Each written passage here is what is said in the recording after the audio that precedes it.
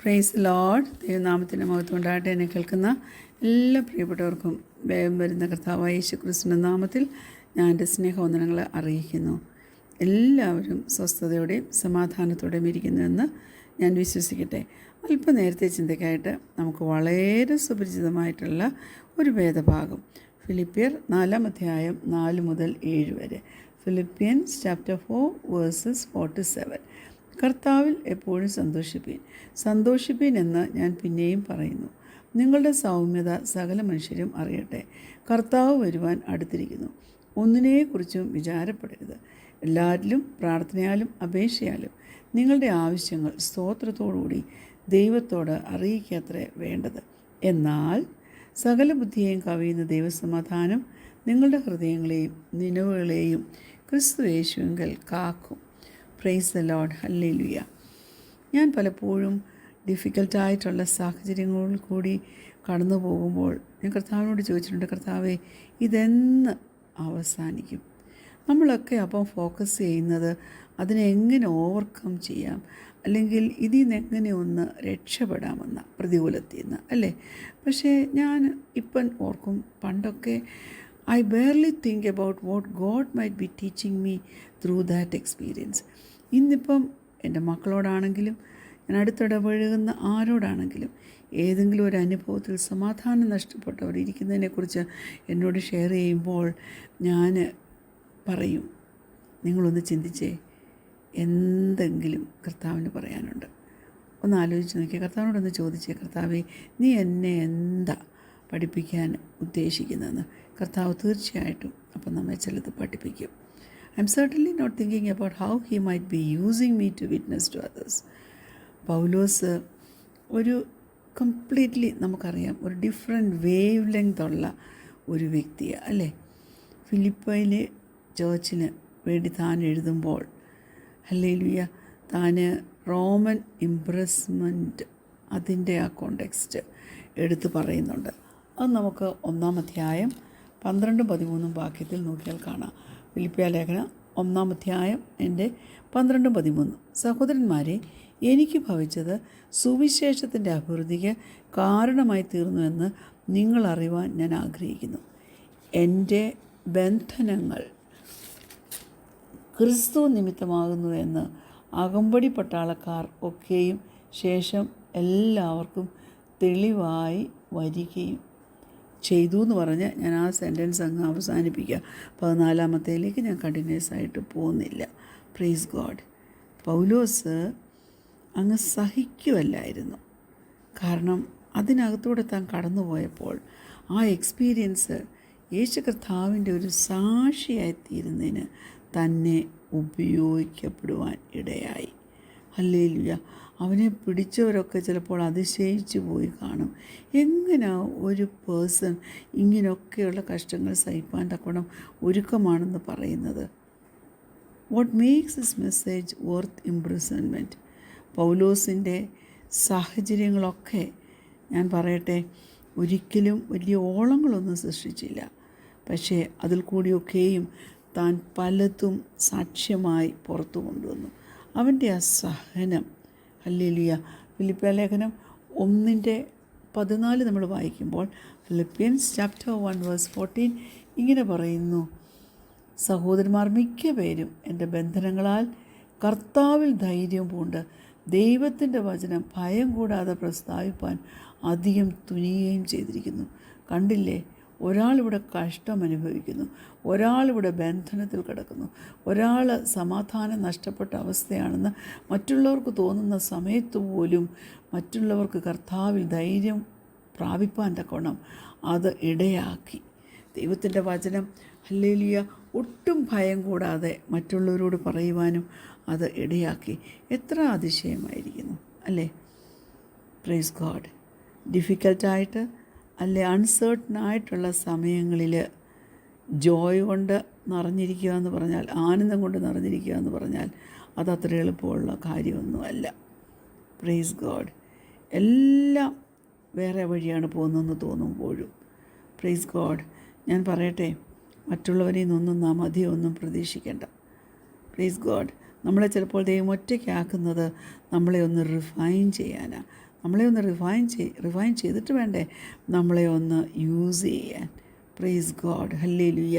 സകല ബുദ്ധിയും കവിയുന്ന ദൈവസമാധാനത്തെ ഒന്ന് ഡിസ്പ്ലേ ചെയ്യുവാൻ തക്കവണ്ണം കർത്താവ് നമുക്കൊരു ചാൻസ് തരുന്നതാണ്.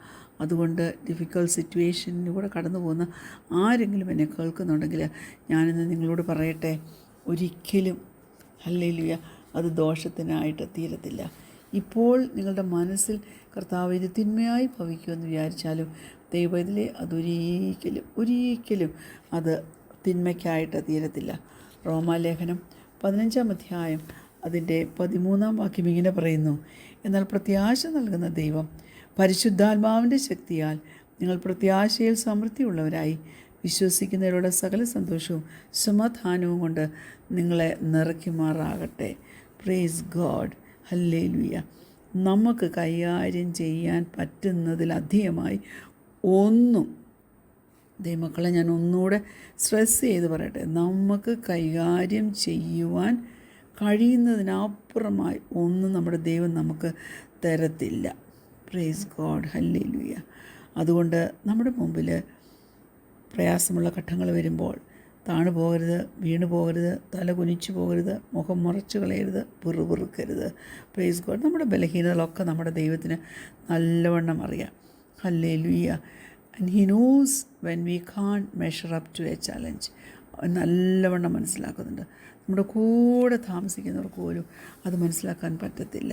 അതുകൊണ്ട് ഭയപ്പെടുത്തുന്ന ഏതെങ്കിലും സാഹചര്യത്തിൽ കൂടോ ഏതെങ്കിലും പരീക്ഷകളിൽ കൂടെ കടന്നു പോവുകയാണെങ്കിൽ ഇത് തന്നെ പറ.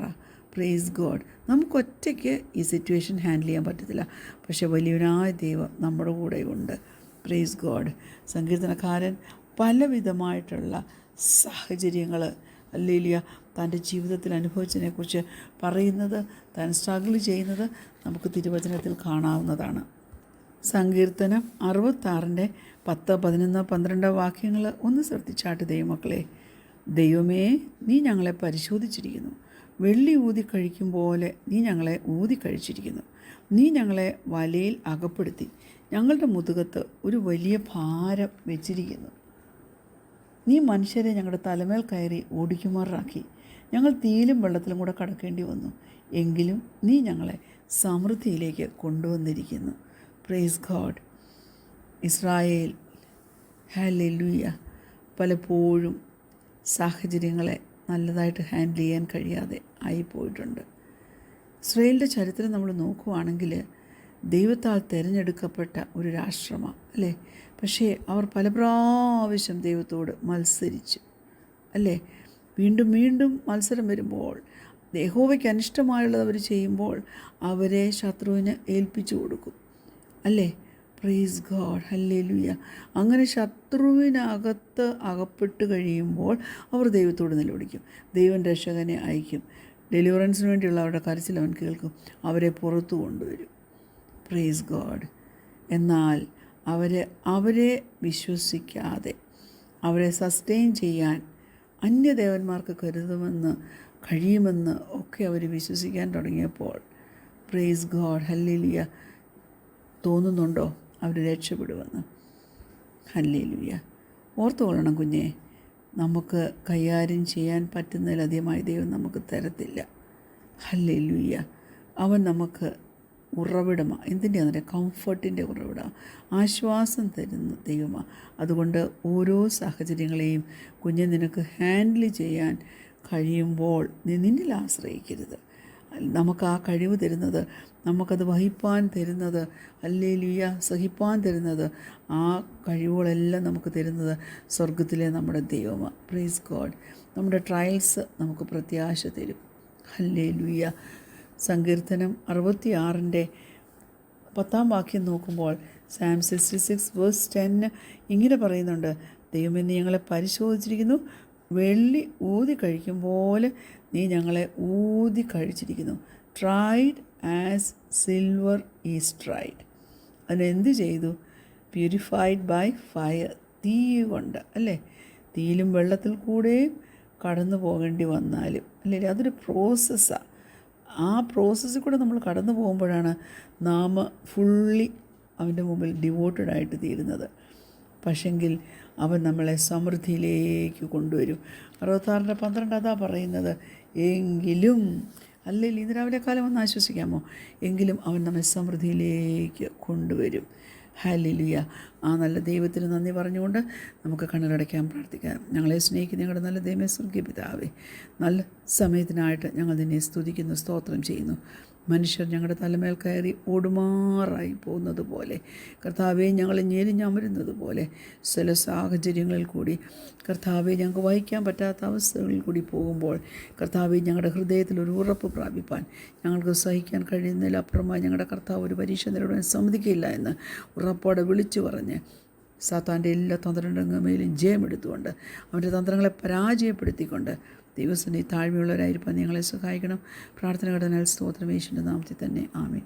Price the Lord. God bless you all.